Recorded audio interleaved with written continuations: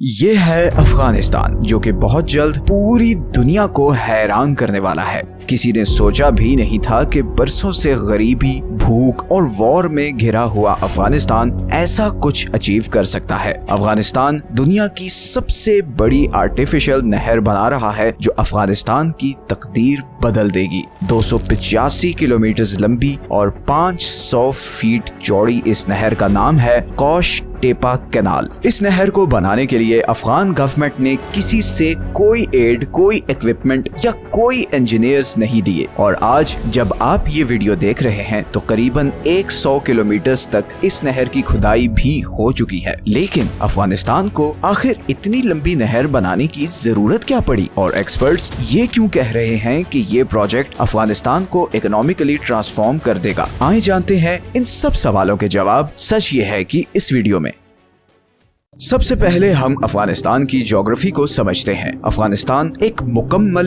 Land locked country है, मतलब उसके किसी हिस्से के साथ कोई समुंदर नहीं लगता। अफगानिस्तान के ईस्ट में पाकिस्तान है, वेस्टर्न साइड पर ईरान है, नॉर्दर्न साइड पर तुर्कमेनिस्तान, उज्बेकिस्तान और ताजिकिस्तान है, जबकि नॉर्थ ईस्ट में अफगानिस्तान एक छोटा सा बॉर्डर चाइना के साथ भी शेयर करता है। तो अफगानिस्तान मुकम्मल तौर पर दूसरे कंट्रीज में घिरा हुआ है। अफगानिस्तान की 80% वाटर सप्लाई इधर हिंदू कश के बर्फ से ढके पहाड़ों से आती है। अफगानिस्तान में 4 बड़े दरिया हैं जिनसे अफगानिस्तान को पानी मिलता है। अफगानिस्तान की 40% वाटर सप्लाई हेलमंद रिवर से आती है, जो हिंदू कश से शुरू होता है और पूरे अफगानिस्तान को क्रॉस करते हुए फिर ईरान अफगानिस्तान बॉर्डर पर ब्रांच आउट हो जाता है। ये दरिया आजकल ईरान और अफगानिस्तान में एक पॉलिटिकल टेंशन का कॉज बना हुआ है, बिकॉज अफगानिस्तान इस रिवर पर यहाँ पर एक डैम बना रहा है और ईरान के अकॉर्डिंग इस डैम से हमून के सारे एरिया पर बहुत बुरा असर पड़ेगा। फिर दूसरे नंबर पर आता है अमू दरिया, जिसे इंग्लिश में द ऑक्सस रिवर भी कहते हैं। रिवर ऑक्सस सेंट्रल एशिया का सबसे लंबा दरिया है। ये नॉर्दर्न पाकिस्तान और सेंट्रल एशिया के बीच पामियर माउंटेन रेंज से शुरू होता है और फिर अफगानिस्तान ताजिकिस्तान बॉर्डर से गुजरता हुआ तुर्कमेनिस्तान में एंटर होता है और फिर उज्बेकिस्तान को क्रॉस करते हुए एरल सी में जाकर गिरता है। यही वो रिवर है जिसपे कॉश टेपा कैनाल बनाई जा रही है, जिसे हम अभी आगे जाके वीडियो में डिस्कस करेंगे। इसके अलावा फिर अफगानिस्तान की बाकी वाटर सप्लाई काबुल, हरीरुद और पंज रिवर से आती है। अफगानिस्तान दुनिया के उन चंद कंट्रीज में से है जिसका 70% एरिया पहाड़ों से कवर्ड है। अफगानिस्तान के सदर्न रीजन में ईरान और पाकिस्तान बॉर्डर के साथ रेगिस्तान है, तो बेसिकली कंधार से नीचे ये सारा एरिया डेजर्ट है।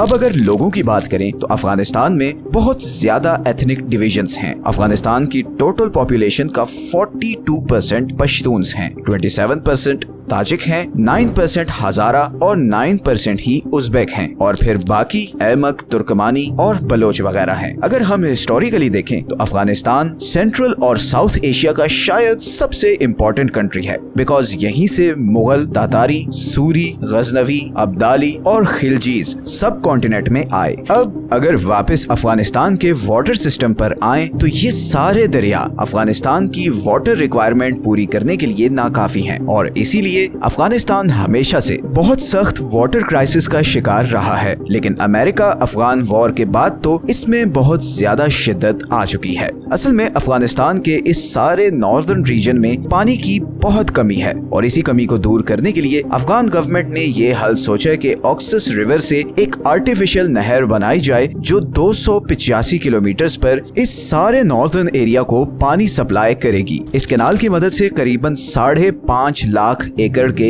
इस खुश रेगिस्तान को लश ग्रीन खेतों में बदला जाएगा। पानी आने के बाद यहाँ पर गेहूं और दूसरे कई अनाज उगाए जाएंगे, बल्कि अफगान गवर्नमेंट तो ये एक्सपेक्ट कर रही है कि 2028 तक अफगानिस्तान यहाँ पर उगाई गई 50% वीट दूसरे कंट्रीज को एक्सपोर्ट कर रहा होगा। ये प्रोजेक्ट मार्च 2022 में शुरू हुआ। इसकी इनिशियल कंप्लीशन डेट तो 2028 थी, मगर जिस स्पीड से इस पर काम हो रहा है, एक्सपर्ट्स के मुताबिक 2025 में ही ये कैनाल कंप्लीट हो जाएगी। ये प्रोजेक्ट इतनी जबरदस्त प्लानिंग के साथ किया जा रहा है कि बड़े बड़े वेस्टर्न इंजीनियर्स और एक्सपर्ट्स हैरान रह गए हैं। इस प्रोजेक्ट को 3 फेजेस में डिवाइड किया गया है। पहले और दूसरे फेज में इस सारे रूट पर खुदाई की जाएगी और अभी तक 100 किलोमीटर के एरिया पर खुदाई कंप्लीट हो चुकी है। ये खुदाई करने के लिए 200 लोकल कॉन्ट्रैक्टर्स को हायर किया गया है और करीबन 7000 हॉल ट्रक्स एंड एक्सकेवेटर्स से काम लिया जा रहा है और ये सारा प्रोसेस जबरदस्त तरीके से मैनेज हो रहा है। ट्रक्स और एक्सकेवेटर्स लाइन में खड़े होते हैं। एक्सकेवेटर मिट्टी उठाकर ट्रक में डालता है।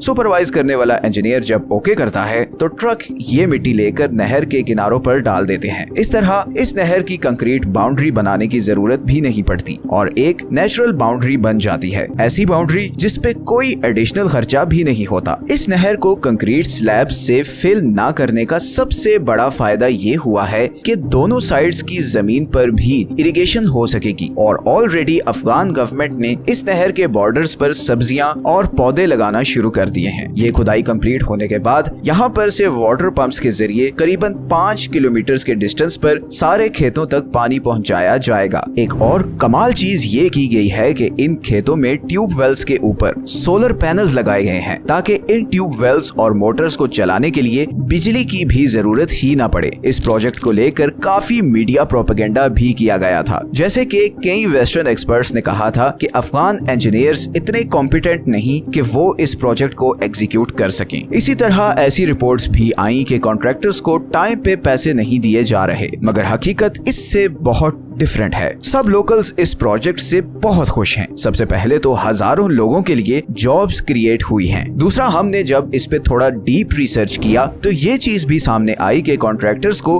अगर टाइम पे पैसा ना मिलता तो ये प्रोजेक्ट इतनी स्पीड से आगे बढ़ता ही नहीं। इसके अलावा जौजजान, बल्ख और फरियाब प्रोविंस में रहने वाले भी बहुत ज्यादा खुश हैं क्योंकि अब उनके एरिया में पानी आएगा जिसके बाद वो खेती बाड़ी कर सकेंगे, खाना उगा सकेंगे और पैसा कमा सकेंगे। इस प्रोजेक्ट पे अभी तक सिर्फ एक प्रॉब्लम आई है और वो है तुर्कमेनिस्तान और उज्बेकिस्तान का इस रिवर पर क्लेम। इन दोनों कंट्रीज ने इस प्रोजेक्ट पर बहुत से क्वेश्चंस उठाए हैं कि कैसे ये नहर इन दोनों कंट्रीज में इस दरिया से आने वाली वाटर सप्लाई को 50% तक कम कर देगी। अफगान गवर्नमेंट और इन दोनों कंट्रीज में इस इशू पर बातचीत चल रही है। तालिबान इन दोनों कंट्रीज को कन्विंस कर रहे हैं कि अलमाती एग्रीमेंट ऑफ 1992 के अकॉर्डिंग अमू दरिया पर अफगानिस्तान का भी राइट है और अगर तुर्कमेनिस्तान अपने फायदे के लिए इस रिवर पर कराकुम कैनाल बना सकता है तो अफगानिस्तान क्यों नहीं। कराकुम कैनाल दुनिया की सबसे बड़ी नहर है और इसे तुर्कमेनिस्तान ने 1988 में बनाया ताकि ऑक्सस रिवर से पानी लेकर कराकुम डेजर्ट में इरिगेशन की जा सके। इस कैनाल की वजह से तुर्कमेनिस्तान ने इस पूरे रेगिस्तान को सरसब्ज खेतों में तब्दील कर दिया और ऐसा ही कुछ अफगानिस्तान भी करना चाहता है। अब यहाँ पर एक और इंटरेस्टिंग चीज ये भी है कि उज्बेकिस्तान और तुर्कमेनिस्तान अफगानिस्तान के लिए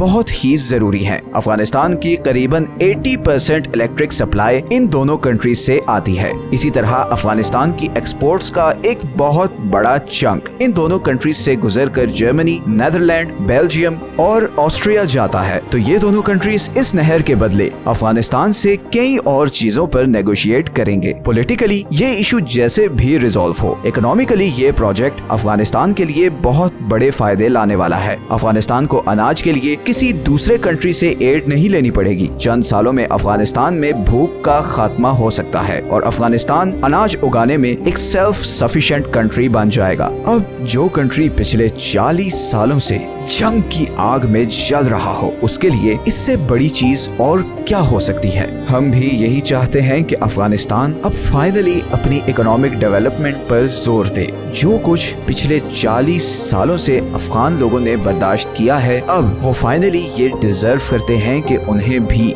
थोड़ा सुख मिले। ये है वो सारे सोर्सेज जहां से हमने इस वीडियो के लिए कंसल्ट किया है। आपसे रिक्वेस्ट है कि इस चैनल को सब्सक्राइब जरूर कर लें ताकि आपको हर नई आने वाली वीडियोस के नोटिफिकेशंस मिलते रहें। नीचे कमेंट्स में अपनी ओपिनियन जरूर शेयर करें। मिलते हैं नेक्स्ट वीडियो में एक और इंटरेस्टिंग टॉपिक के साथ। अल्लाह हाफिज।